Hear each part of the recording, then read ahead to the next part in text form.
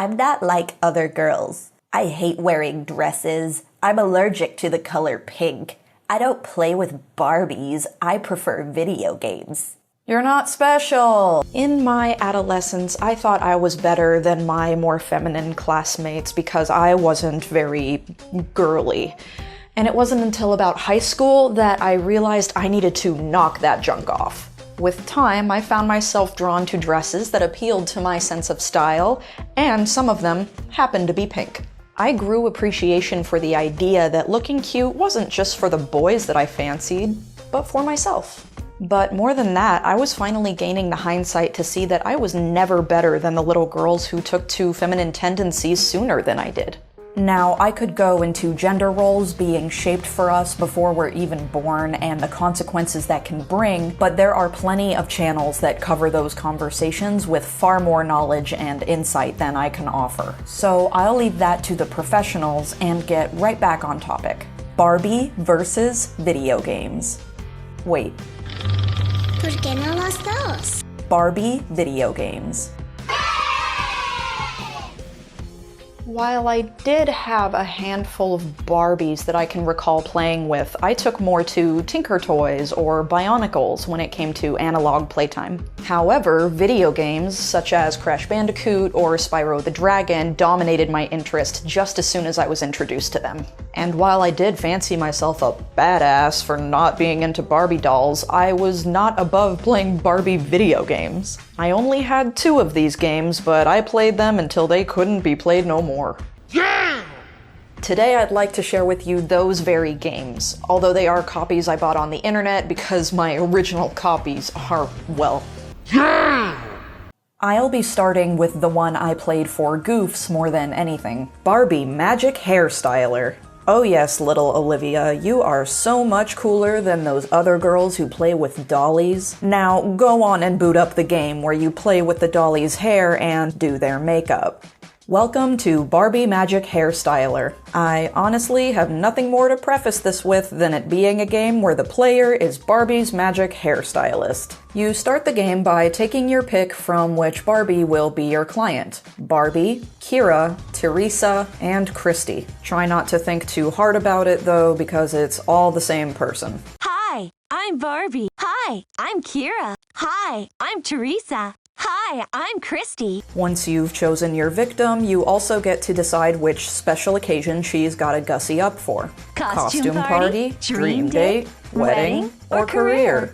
From there, you head to the beauty salon where you can mess with hairstyles and colors, makeup styles and colors, accessory styles and colors. And believe you me, this is enough to keep a young mind entertained for hours. Especially since narrator Barbie, not client Barbie, she's different, is complimenting you every step of the way. That looks cool. That color is perfect. My eyes look great. What a great hairstyle. That looks beautiful. That looks perfect for my wedding. Cool. You can snap pics of these fire looks, and once you're ready to unveil your creation, you smash that MF and film button, watch a brief recap of client Barbie's journey to discovering true beauty, and send her on her merry way. This is such a perfect date. Thank you for making me so beautiful. The pleasure is entirely mine, you immaculate goddess. And now it's time to talk about the real gem in my collection? Detective Barbie in the Mystery of the Carnival Caper.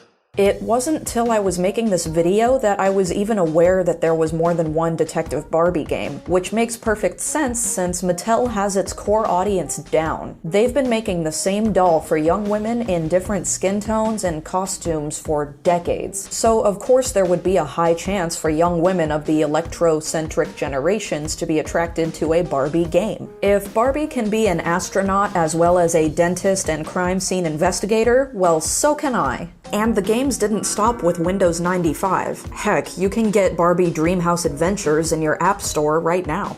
And I swear Mattel isn't sponsoring this video, as dope as that would be.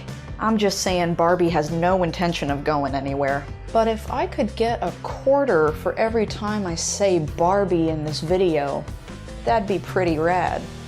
Back to 1998. Detective Barbie in the Mystery of the Carnival Caper boots up and wastes no time in setting the mood for the journey ahead. Becky and I had just graduated from the Detective Academy. We heard that there would be a fall charity carnival in town, and we were totally excited. We didn't know that we would get involved in our first big case. My name's Barbie, and I need you to help me solve the mystery of the Carnival Caper. Before we can dive into our crime-solving crusade, we gotta create our Junior Detective badge. And let me tell you, no, I'll show you how inclusive the Junior Detective force is. One day, Barbie's voice actress, in this case Chris Anthony Lansdowne, sat down in front of a list of like 1,000 names and a myriad of ways they can be spelled, and cranked those recordings out like a champ. Alition. Alition. Alition, Alition, Alition, Alition, Alition, Alition. I'll be honest, when I was 7 or whatever, I was overwhelmed by the sheer abundance of options for something as simple as a name, and I didn't even realize that I could just click and type my name at the top. Having a lack of patience and attention span because I'm 7 or whatever, I would usually just pick one of the topmost names because scrolling down wasn't even an option. Just in the time I've been explaining all of this, we are still scrolling through the A's. It's legitimately impressive how many names they wanted to make available for any possible player in the world. Once you click the check mark and print out your Junior Detective badge, it's time for Becky to break the case down. Okay, Becky, let's go over the facts. Ken disappeared the night before the charity carnival opened. Wait a second, Barbie. Let's start at the beginning. Ken is the chairman of the charity carnival this year. The carnival opens tomorrow. Everyone thought it would be fun if he volunteered to go on stage for the magician's practice show. The magician sealed him in her mystical chamber, waved her hands around, and opened the box. The trick was great. Ken was gone. No one knew how she had done it. We all thought the magician would bring him back right away. Everyone waited for him to reappear. That's just it. The magician couldn't bring him back. The police have been looking frantically, but no one has a clue where Ken might be. And besides that, he had all of the charity money with him. Ken and the charity money too. Becky, we've got to find him. Olivia, we're glad you're here. You can help us find Ken. So here we are, the titular carnival. It's the player's job to guide Barbie with arrows around the perimeter of the window as you use the magical magnifying glass to search for glaringly obvious clues like handprints and footprints. Every clue you find leads you to another location that has a clue for another location, which has a clue for another location. Along the way, you talk to suspects to acknowledge how sketchy they are, and somewhere around there is a clue for another location. Surprise, surprise. Every clue, conversation, and tool you find is logged in the crime computer, where Becky is ready to share her wise and virtuous insight. This second place ribbon means that the person who dropped it played a carnival game. Spoiler alert, Becky is useless.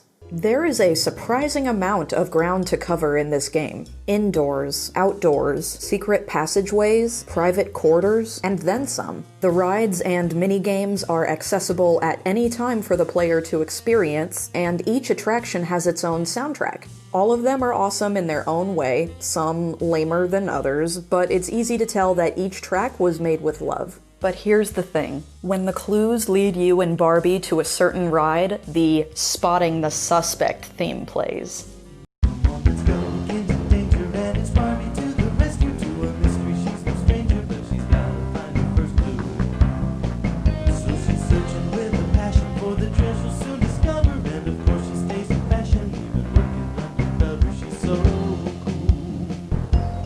Once Barbie's voiceover tells you where the suspect was headed, it's time to play a game. So we chase him down, Barbie loses him, new clues lead you every which way till y'all spot the suspect going on to another ride, where you chase him down, Barbie loses him, again, new clues lead you. Okay, I know my description isn't doing this children's game any justice, but I swear, the feeling of getting closer and closer to cracking the case is so satisfying, even in adulthood. The second time you chase the perp down, you obtain security footage of where Ken is being held. Don't worry, Ken, we're coming! After Ken's safety is secured, it's time to get our baddie cornered. Let's see who's behind this whole thing. But the best thing about this game, besides their Tunnel of Love ride being just one person on a freaking jet ski, is that the conclusion is different every time you play. And not even just the conclusion, the clues, Ken's location, the suspect's trail, all of it is randomized. So you might be able to see why my original copy ended up looking like, Yeah! I was driven to complete a few playthroughs the day this came in the mail, and I had nothing else going on, what with 2020 conditions and all. I'd been curious about what kind of names I could find in the Q range, and good old Detective Barbie managed to teach me something new. Candlin. Candlin. Candlin. Okay, Candlin. I sense a homemade meme coming on. Oh! What was that? Candlin. I'm sorry. It's either spelled Candlin. or, Candlin. and perhaps, Candlin. What's happening in or this? even, Candlin. Candlin? we know what the crime computer Candlin. is. Candlin. We need to find Candlin. Super. Thanks. Candlin. I'm Candlin. I'm Kendallin or whatever. Candlin. Candlin. Get him. Candlin. Hang on. Candlin. These are their stories. Candlin. Candlin. And thus I was inspired to campaign against crime at the ripe old age of 27, alongside our good friend Barbie for several hours for the sake of nostalgia. I rode rockets, I bumped cars, I rocked out to the sick beat that plays when you're on the crazy slide.